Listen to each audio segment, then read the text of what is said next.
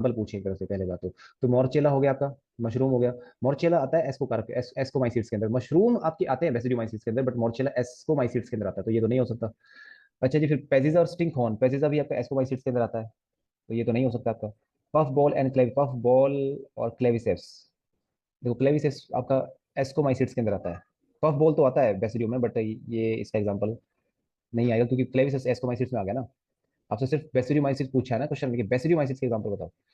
तो अब देखिए पफ बॉल तो आता है, ये हमें पता है। अब अभी हमने जो पांच छह एग्जांपल पढ़े सारे, mushroom, rust, smut fungi, bracket fungi, puff ball, तो बेसिडियोमाइसिट्स में आता है। और उसके अलावा मैंने नेक्स्ट आपको छह और एग्जांपल दिए बेसिडियोमाइसिट्स के, जैसे कि हमने आपको सिक्स एग्जांपल दिया जो मॉडल में नहीं था आपके। एक तो हमने दिया आपको आर्मिलेरिया, हनी मशरूम। फिर सेवंथ हमने दिया सिलोसाइबे Mexicana, sacred mushroom.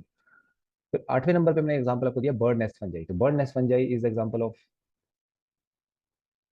बेसिडियोमाइसिट्स। Eighth example of basidiomycetes, जिसमें फाइव जीनस आते हैं, क्रूसिबुलम, साइथस, माइकोकाइकेलिया, निडुलिया, निडुलेरिया। तो इनका जो फ्रूटिंग बॉडी होता है वो किसी बर्ड के नेस्ट की तरह दिखाई देता है, इसलिए इनको बर्ड नेस्ट फंजाई कहते हैं।